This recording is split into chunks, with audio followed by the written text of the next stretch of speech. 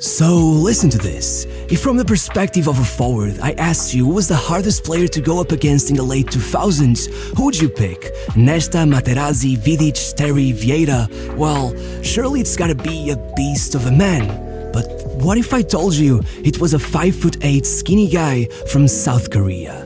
Ji-sung Park was out of this world. He was easily one of the most hardworking players in history. His ego was virtually non-existent, and he had the stamina of a horse. It could be the last game of the season, going into extra time, and he would still be hounding his players sprint after sprint. He never got tired. Anyone who watched him had the feeling that he simply couldn't be human. The fans joked that he had 3 lungs. Pirlo said that he moved at the speed of an electron and called him the first nuclear-powered footballer. Sir Alex even claimed that out of all the players he coached, Park was the only one he believed was truly capable of stopping Lionel Messi. And you know, if you're capable of stopping an alien like Messi, you gotta be as superhuman as him.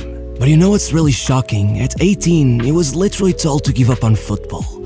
In Korea, there's a draft kind of like in the NBA, and not a single club in the entire country picked him.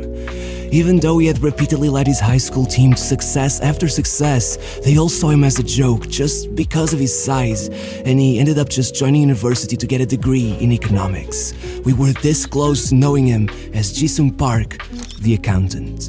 But then, Park decided to take matters into his own hands, and what happened next was just straight out of a fantasy movie. You see, his dad was a butcher, and so the two began conjuring up ways to force Park's body to grow bigger and taller. It started with a meat-only diet, but then, well, let me quote Park himself. Some of the things my dad would give me tasted horrible. Some of it smelled deadly, undrinkable. At times, I didn't know what it was, but I know I ate frogs, antlers, even deer's blood. If he said it was good for my body, I would eat it. Sometimes I'd throw up, but keep eating. My desire to play football was bigger than my distaste for the food. I'm not even gonna lie to you, the first time I read this, I thought it was fake news, but then I found actual interviews of him talking about it in Korean websites, and well, I don't even know what to say, but supposedly Park claims he grew an extra 7 centimeters over that period, and that's no joke. Regardless, what was the point in all of this if no club had picked him in the draft? Well, Park got really lucky. You see, the Olympic Games were coming up, and with the under-23s needing to get some practice, a friendly match was set up precisely between them and Park's university football team. And in one of the most unbelievable turns of events I've ever seen, the national team coach was so impressed with Park that not only did he call him up for the Olympics, but after they were knocked out despite winning 2 out of their 3 group stage games, he called him up for the actual Asian Cup qualifiers. Park debuted for the actual national team before he even signed his first professional contract. But obviously, as you might imagine, after this, he had no problem finding a team. In fact, he even got interest from across the sea, becoming one of the first Koreans to play in Japan, joining legendary Kazumi Yuta at Kyoto Sanga. But really, it wasn't all good news. Not only did Kyoto Sanga get relegated in his first season there, but the manager that had called him up for the national team got sacked, and suddenly, it seemed like his 15 minutes of fame were over. But really, that sacking was a blessing in disguise, because the manager that took over was Gus Hiddink.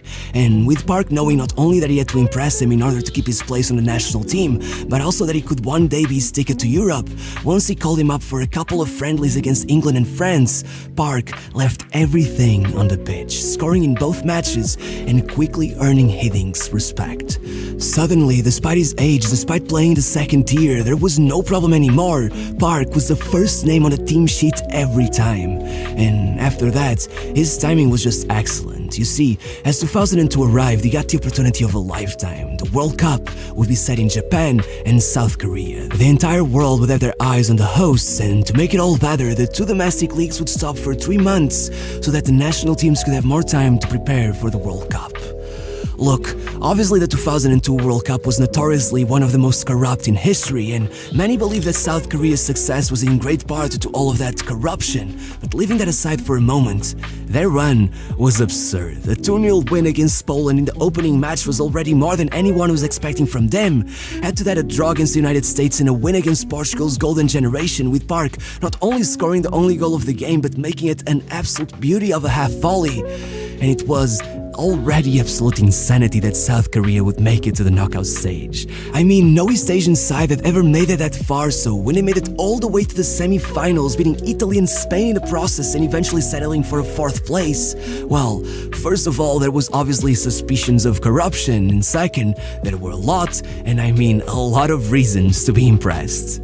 And of course, with Park right in the middle of it all, his stock just kept rising, and if anyone knew his worth, it was Gus Hiddink. So once he left to PSV, he kept an eye on him, and after watching as he led Kyoto Sanga, a team who barely managed to avoid relegation most of the time, to win the Emperor's Cup while even scoring the decisive goal in the final, he realized that he simply had to bring him to Europe. And out of nowhere, only 4 years after being rejected by every team in Korea, Park was moving to the Eredivisie for 5 million euros to play alongside the likes of Robben, Huntelaar, Van Bommel and Mattea Kezman. But there was one slight problem. The fans were very skeptical about spending so much money on some Korean guy midway through the season, so when 4 matches after his arrival he needed surgery, things got ugly. By the time he came back, he really wasn't fully fit, but not knowing any better, the fans assumed he was just, well, a bad player, so he started getting heavily criticized, with even his teammate Van Bommel speaking publicly against his signing, even bringing up the fact that he didn't speak Dutch, as if that wasn't extremely common. I mean, I'm sure PSV had no problem with the fact that Ronaldo didn't speak Dutch, so why was it a problem now? Regardless, this media chaos led the fans to start booing him, and look, at its peak, it got so bad that Hiddink began only calling him up for the away games because there he wouldn't get put as much. In fact, Park even began considering going back to Korea, as his father said.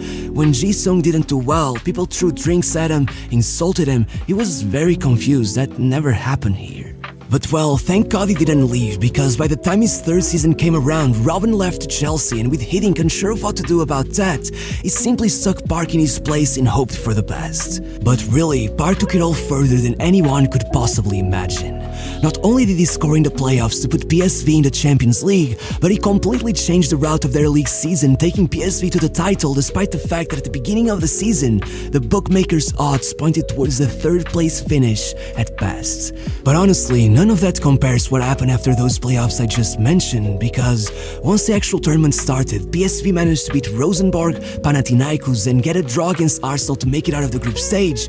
Then they beat Monaco 3-0 in the last 16 despite the fact that just a year before they had made it to the Champions League final. Then they took down Lyon as well, a team that had everyone from Juninho, Essiam, Malouda, Abidal and Ben Arfa, finally meeting the great AC Milan in the semi-finals, with Park scoring the opening goal in the 2nd leg, ending a streak that saw Dida go over 10 hours of playing time without conceding a goal, as the match ended in a 3-goal draw on aggregate, which unfortunately saw AC Milan make it to the final on away goals.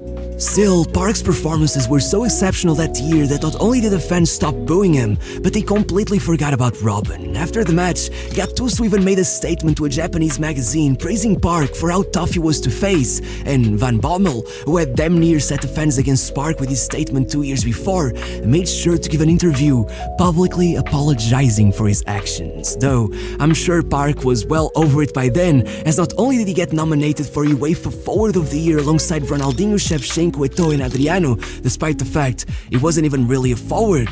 But well, back in the match against Lyon, a Man United scout was on the stands to watch Essia, but in his own words, I could not focus on the player at hand because my attention kept being pulled towards this never-ending bundle of energy buzzing across the pitch like a cocker spaniel. And so, once the season was over, his agent went up to him and told him Sir Alex was waiting on the phone.